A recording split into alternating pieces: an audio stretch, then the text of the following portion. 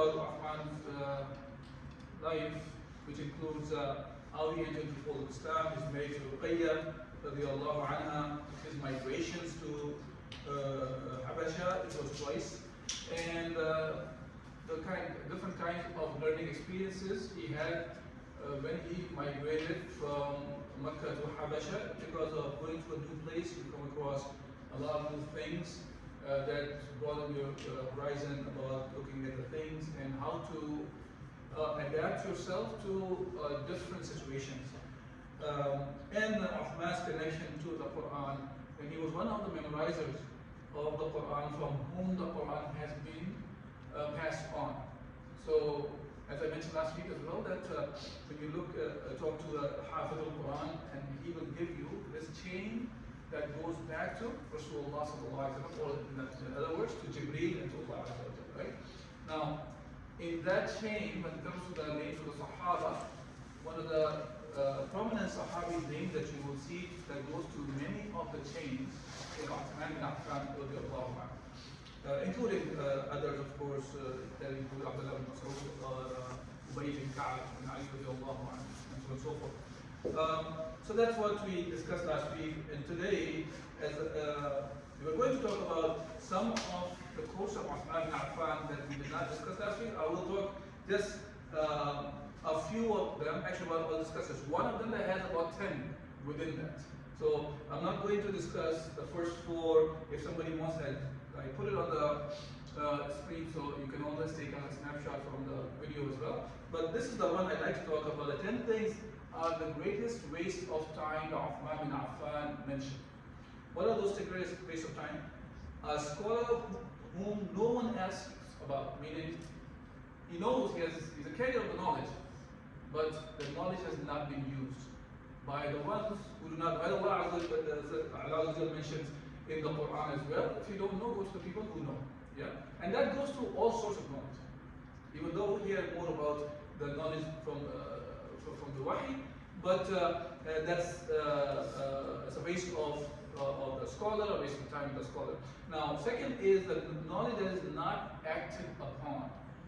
This is a very important aspect that is mentioned in Islam, in the Quran and the Sunnah many times, and this is just some sort of a summary from the saying of Uthman bin Affan, that we should not be learning about things just for the sake of learning.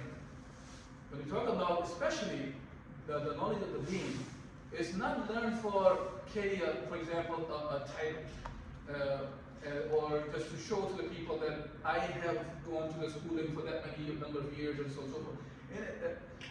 In Islam, it's the knowledge is gained. Now you are accountable for the things that you know, and you are supposed to act on it. Okay, and same thing you will talk about the Quran as well. And the sound advice that is not accepted. Look, it happens many times. We talk to each other. Sometimes we try to give advice to each other about many things. That could be something that impacts individuals, or sometimes it can impact the whole society. And how many times we come across our own close friends, family members, sometimes they'll say, MashaAllah, what you give saying is very good. Carry on. You carry on, but I'm not going to take it. See, that's advice is a waste that somebody comes and gives you an advice and we don't act upon it and are not accepted to the point that we're not acting accordingly. A weapon that is not used. Muslim Ummah today, you see, left and right everywhere, that the brothers and sisters in Gaza are suffering to the point that it feels, sometimes as a Muslim we feel ashamed that many of the non-Muslims are getting up, rising up more than the Muslims. And then on top of it, the ones who do have the means, I'm talking about the one who are authority, the one who are running Muslim countries, for example, they carry all sorts of weaponry, but it's not used for defending our brothers and sisters. Okay? So that's what Uthman bin Affan said, a weapon that is not used. What is the purpose of it? The Western people, I'm not sure how many of you know about Board of Peace. Ever heard of it? Okay. So Board of Peace that was created for what? Oh, so now many other countries, I think it was 30 plus countries, including many of the major Muslim countries, signed that Board of Peace. Now they are going to the Gaza and they're going to bring the peace over there. And if you read between the lines, the peace means basically that, okay, Gaza is over, we're going to clean up now, and act accordingly. What was the purpose of starting the war to begin with by the Zionist nation? Now, this is unfortunate time. The very same people, Muslim countries, including Pakistan, including Egypt, Turkey, and so on and so forth, we find them, they will give all sorts of excuses that they are not able. And the moment the master called for the board of peace, everybody became able. All the capabilities are there now. See that? So that's what I mean by that was the point he's mentioning it. Look, we don't read these points or the life of Uthman or any of the Sahaba or Rasulullah just for the sake of the story time. Okay, let's hear out some stories. No, there is lessons for us to learn from it, and that's what we see here. Number 5, a masjid that is not prayed in. Many of the masajid are becoming bigger and bigger, the masajid size-wise. Millions of dollars have been spent on the masajid, which can have, even the chandelier will be so expensive that you can build a masjid of its own by that money. But you don't see people in the masajid. And not only on top of it, the masajid are not producing the personalities that we should expect from the masajid to produce, right? Look at that masjid of Rasulullah sallallahu alaihi wasallam. In that time, the masjid was built of the leaves of the palm trees or bamboos, and even the floor was made of small pebbles and clay and all those things, to the point that during the rain time they used to have mud over there. And there are hadith that talks about Rasulullah was making sajda as a mud was on his forehead because it was raining at that time. So see, but that masjid produced personalities that opened the lands for the deen of Allah Azza wa Jal in a very fast manner, very swift manner, right? As we were talking about when Umar al-Khattab radiallahu anhu time, just his time, and I'm not even discussing the other Khulafa Rashidin and later Khulafa that came, how much land was expanded. In the time of Umar, it was 2.2 million square miles, which is a huge area we're discussing. In the time of Umar, and in a short period of time, they were able to open that big, huge land and the number of that Islam reached to. That's because of the masajid. They played the role that the masjid is supposed to play. And today, the masjid is not really, it's not the prayer is the only thing when you talk about the salah. The masjid was used for many other purposes in the time of Rasulullah and the Khulafa Rashidin as well. Number 6, a mushaf that is not read from. How many know Urdu here? Okay. Do you know what the word juz'at means in Urdu? Yeah? No. Okay, I'm becoming too. You know that, right? Come on, man. The wrapper that they put on the Quran in Pakistan, right? You know that there's a cover they put on the Quran and they tie it with a rope at the end, and then they take the mushaf and put it in the highest place in the house. Yeah? So there's no, we're not dishonoring the Quran. Oh, come on. The mushaf, the purpose was to read from it, learn from it, act upon it. And we place so high that forget the person can reach. You need a ladder or something to get there, or a stool or something. Yeah? Forget the person. Dust cannot even reach it because they cover it up nicely. So we lost the purpose of the Quran here. Yeah? So that's what it means by that. That a mushaf that is not read from. Look, you know, there was no mushaf in the time of Rasulullah.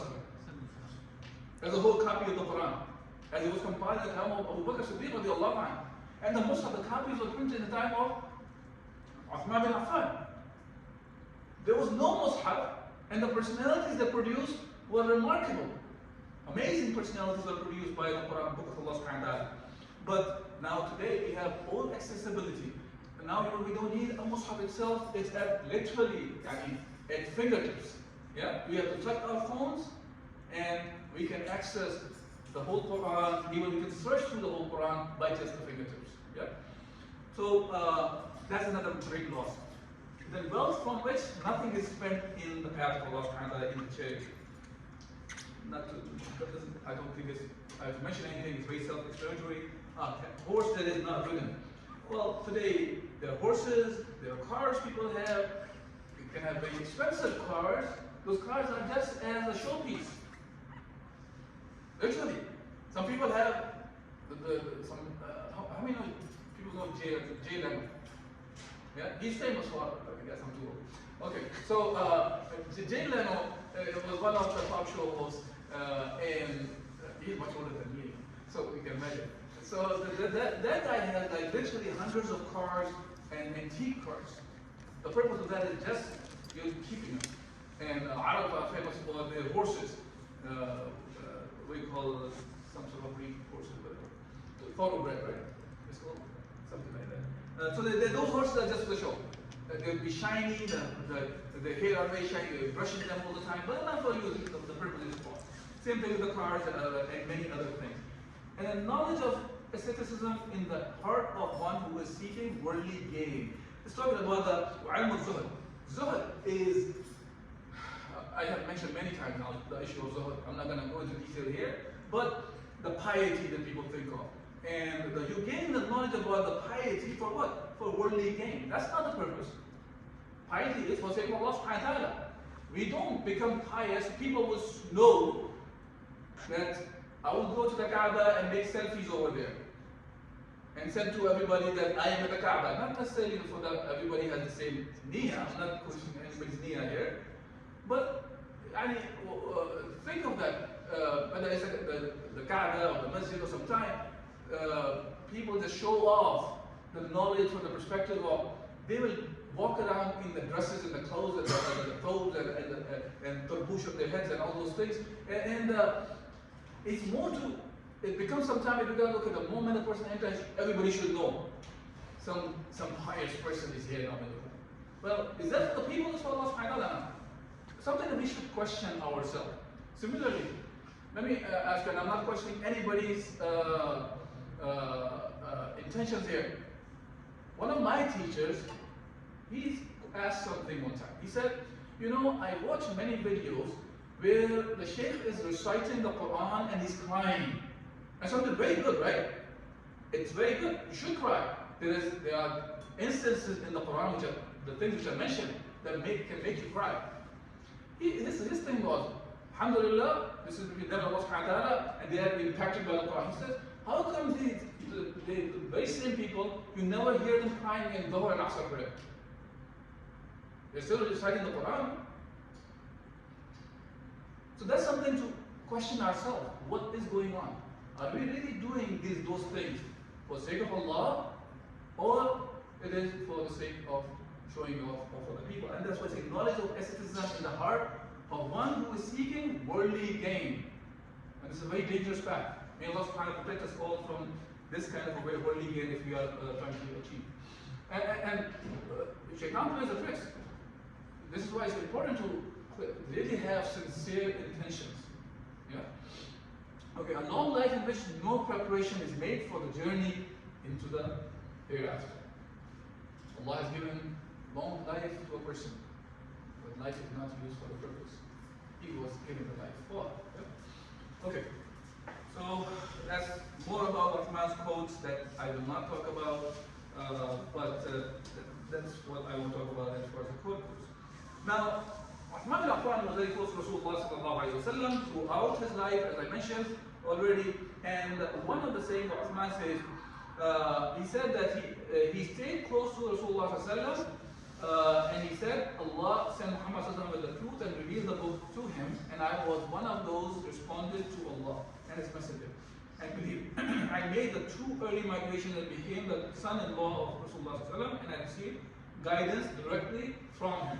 So Uthman's knowledge, most of the knowledge we find about Uthman is directly first-hand knowledge through Rasulullah sallallahu alayhi wa sallam. He was very close to Rasulullah. And now, we talk about something about the battlefield. And I will not talk about all the battlefields that Rasulullah sallallahu alayhi wa sallam, but these some important ones.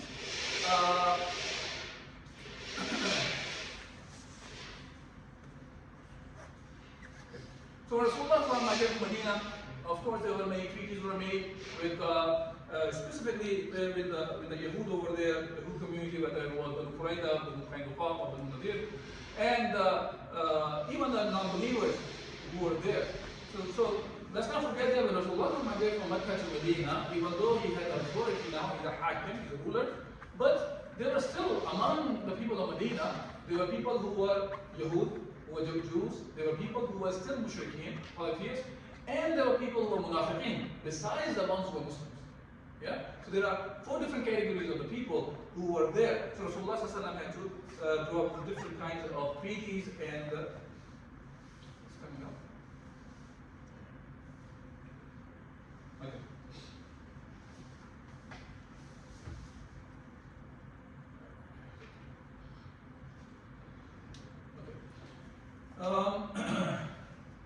And Uthman bin Affan played a huge role in that society that Rasulullah established over there. Whether it was during the time of the battlefields or whether he was left behind when Rasulullah himself went out for some battlefield, or specifically he spent major part of his wealth in the path of Allah subhanahu wa ta'ala as well. Yeah?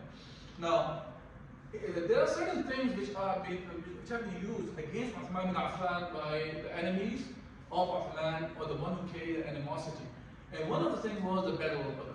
Battle of Badr was the battle. The Battle of Badr was the battle that first major battle happened when Rasulullah migrated from Mecca to Medina. Now, in this battle, Uthman did not participate. So hence they used this against Uthman, that Uthman was, na'udhu to call him as coward or weak, hence he did not participate. That's not the case. Let's not forget that at that time, Uthman wanted to go out for the battlefield, and Rasulullah asked Uthman to stay behind. And the reason was he was married to Ruqayya at that time, radiallahu anha, who was the daughter of Rasulullah, and he told Rasulullah told Uthman to stay behind and take care of his wife. And he stayed behind. She was so sick that she passed away while Rasulullah was still in Badr. Okay? And hence he was one of those people. The reason he missed Badr was because of the command of Rasulullah. So he was still fulfilling the command of Rasulullah because he told him to stay behind. Okay, so he stayed behind, and Ruqayya passed away, and Ruqayya radiallahu anha, when she was sick, she wanted to see the father and her sister Zainab, who was still in Mecca, but she did not see Zainab or Rasulullah when she passed away. And even the Salatul Janazah was done while Rasulullah was still in the battlefield in Badr. Badr was not that far from Medina, by the way, but they did not wait for Rasulullah to come back and join for the Salatul Janazah. They did the Salatul Janazah in the absence of Rasulullah sallallahu alaihi wasallam. You know, how many of, if we had the choice that we die in the state of Islam and we had the choice that Rasulullah could pray the Salatul Janazah on us, we probably will, stop the whole world and wait for him to come.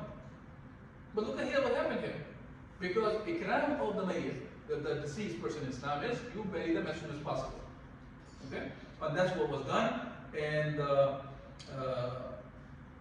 when the Battle of Badr was over, Yazid ibn Haritha came riding the camel to bring the news that Muslims had won the Battle of Badr.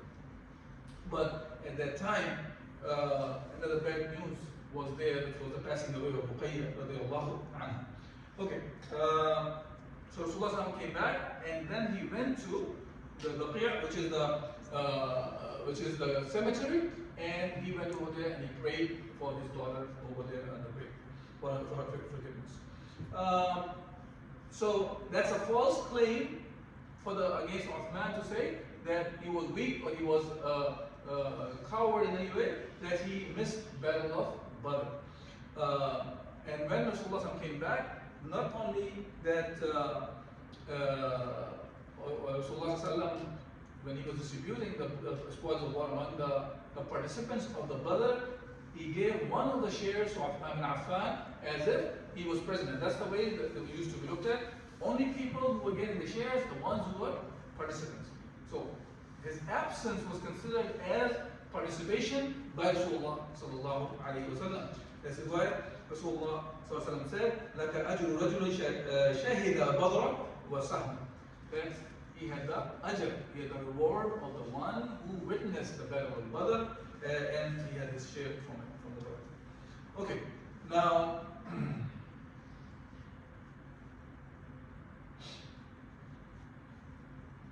we talked about that. Okay, this is you may find this a little bit sidetracked, but it's important for us to understand, right? That when Rasulullah passed away, at that time, Rasulullah passed away Monday, and he was buried on Wednesday night. See, I just talked about they hurried up to bury Ruqayya radiallahu anha. When it comes to the death of Rasulullah sallallahu alaihi wasallam, he passed away during the day of Monday and he was buried the Wednesday night. Remember that when we say in Islam, a night, in a day, night comes before the day, yeah? This is why when the Ramadan will start, that you have not fasted yet, but you will do the Salat Tarawih, because the day starts after Maghrib. Okay? So hence, when I'm saying Wednesday night, from our perspective, the way people think today, it may be a Tuesday night. Yeah? So, but it's called Wednesday night. So, so whole Monday passed, Monday night passed, Tuesday night passed, then Tuesday's day passed, and the night time, which is at the beginning of Wednesday, Rasulullah was buried.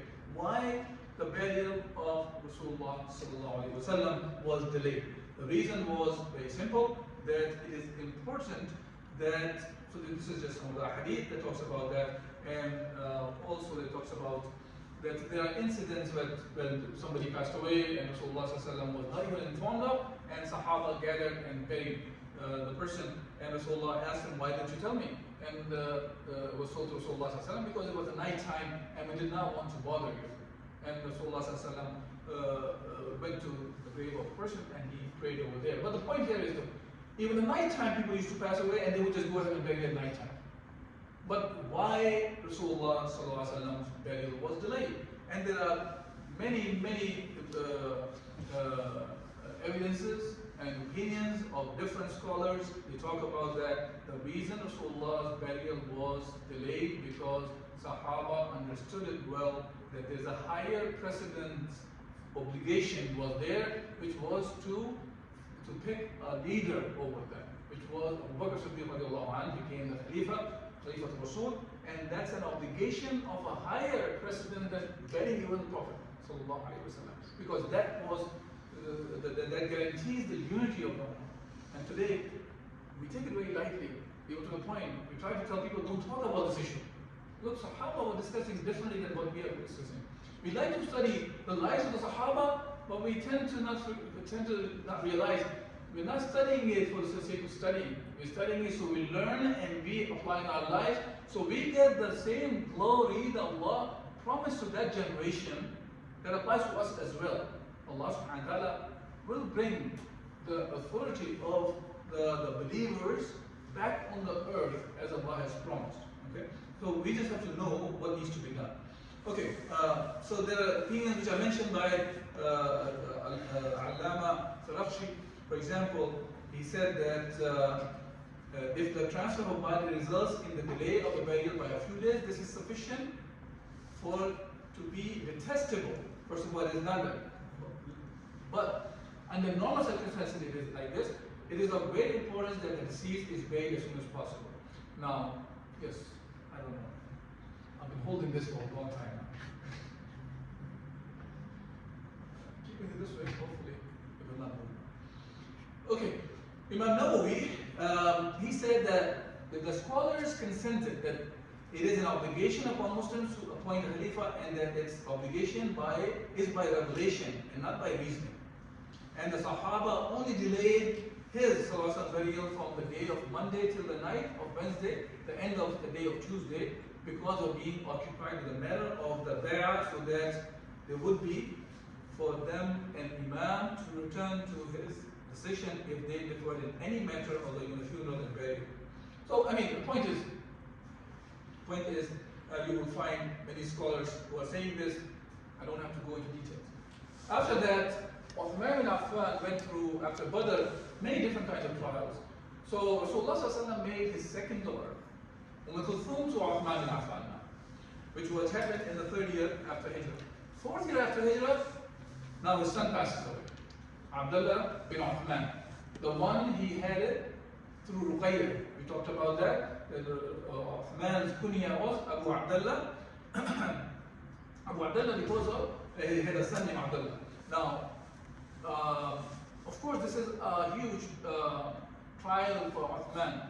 And Rasulullah he did the funeral of Janazah, and Uthman is the one who laid the body of his son in the grave. Now, I would highly recommend it. Of course, this thing is about for the brothers, because the janazah is, when it comes to the burial part, is done by the brothers.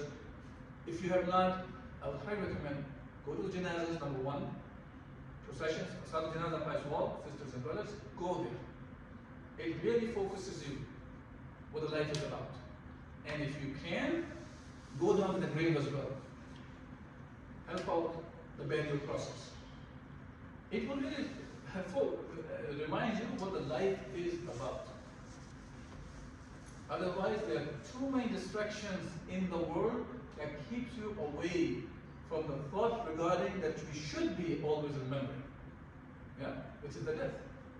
As Rasulullah once was asked about Umar, Ya Rasulullah, that give me some wa'az, give me some lesson. And his response was, death is enough of a lesson. That's it. If you just think about death, that's enough. Okay, moving forward, as I suggested, please do so if you can. And in general, try to visit the graveyard cemeteries. It's a good reminder, and we were recommended by Rasulullah as well. Kulthum radiallahu anha, the second daughter of Rasulullah, was married to Uthman. She also passed away in the 9th year after Hijrah. Now Uthman is continuously going through different kinds of trials and tribulations in his life when it comes to the family life. So now he was very sad, of course, he was grieving, and Rasulullah passed by one time, and he said to him, if we had a third one, a third daughter was available for Uthman, he said, we would have given her to marriage to you, or Uthman. That shows the closeness of Rasulullah to Uthman bin Affan, the love of Rasulullah towards Uthman bin Affan. So, that's what decreed by Allah subhanahu wa ta'ala for him. Now, about time, Uthman, there's another issue which is used by the enemies of Uthman who carried the animosity regarding Uthman was the issue of what happened in the Battle of Uhud. I'm not going to go into detail of the Uhud, but we just kind of briefly mentioned. There was a part of the Uhud mountain, which there was a valley where Rasulullah placed 50 archers, and he commanded them in the battle, do not leave that unless Rasulullah commands them to leave that spot. And he told them very clearly, even if you see that we won the war, even you see that we lost the war to the point that the vultures are eating from our bodies, do not leave the spot unless Rasulullah says so. But there was a mistake made, and the beginning of the Uhud, Muslims were winning, and they started gathering the spoils of war, and those 50 as well. Among those 50, not all 50, I think 40 or 41 of them left the spot, and Khalid bin Walid, radiallahu anhu, and Ikrimah bin Abi Jahl, radiallahu anhu, both of them were not Muslims at that time. They saw the opening that those people left their spot, and then they attacked the Muslims from the back. And there was a huge chaos that happened. And the Muslims turned into 3 different groups. Like the first group was who continued to step fast and continued to fight. Right? This continued to defend Rasulullah as well. Second group was simply confused, did not know what to do. And in this confusion, I'm trying to remember, Hudayfa bin Yaman's father was even killed in the confusion by the Muslims themselves. And he was telling them that he's my father, and he was killed. That kind of confusion that happened. Now the third group is the one that fled the battlefield, and Uthman was one of them. Now, of course, it is something to flee, to run away from the battlefield is something wrong. There's no doubt in that. But the thing is, if Allah Azza wa Jal forgive you for the mistakes that you have made, then who are we to question that mistake over and over? Right? You know what I'm saying here? That's why Allah subhanahu wa ta'ala said, إِنَّ الَّذِينَ تَوَلَّوْا مِنْكُمْ يَوْمُ التَّقَى الْجَمْعَانِ إِنَّمَا اسْتَزَلَّهُمْ الشَّيْطَانُ بِبَعْضِ مَا كَسَبُوا. That those of you who turn back on the day the 2 hosts met, talk about Uhud, it was Shaitan who caused them to backslide, run away from the battlefield because of some sin. وَلَقَدْ عَفَى اللَّهُ عَنْهُمْ إِنَّ اللَّهَ غَفُورٌ رَحِيمٌ. Allah is the one who forgives them. If Allah forgives them, this is very dumb to bring up the issue of Uthman like that he fled away from the battlefield. And by the way, nobody hides this information that Uthman was part of that group. But the thing is, Uthman was forgiven by Allah subhanahu wa ta'ala like the rest of the people who fled away. Now, the point here is, it is so bad that people talk about him like this. They'll talk about Uthman, but there's a bunch of other people also who fled. But those names are not mentioned. But Uthman's name is the only one reiterated over and over, right? So that's incorrect way of even bringing this issue up. Besides that, Allah already forgave Uthman and all the people who fled away that day. Okay, so that's how I talked about. Now, in here, I'm not going to discuss the whole campaigns here, but the campaign of Affan, which is the Ghazwat of Affan that happened, Rasulullah took some of the 400 people with him. He was the one leading, but he left Uthman bin Affan behind him as the leader of Medina. And this is what Rasulullah used to do. Whenever he was leaving out from Medina, he would leave somebody to be the one who becomes the caretaker of Medina in his absence. And he stayed away for about 11 days. So Uthman is the one who was the ruler in the absence of Rasulullah. And this is a way of Rasulullah preparing the Sahaba for the future as well. Okay. Same thing happened in the Dhat Riqa, the Dhat Riqa, that Rasulullah when he left to fight against the Ghatafan, in that case Rasulullah left Uthman as a caretaker of Medina, and Rasulullah was away for 15 days. And that's about it for today, inshallah. Next week I will talk about the financial help that Uthman made when Rasulullah was ruling Medina. And I think it's important for us to pay attention to those contributions that Uthman made and what circumstances those contributions were made to Uthman. If there's any questions or comments, inshallah.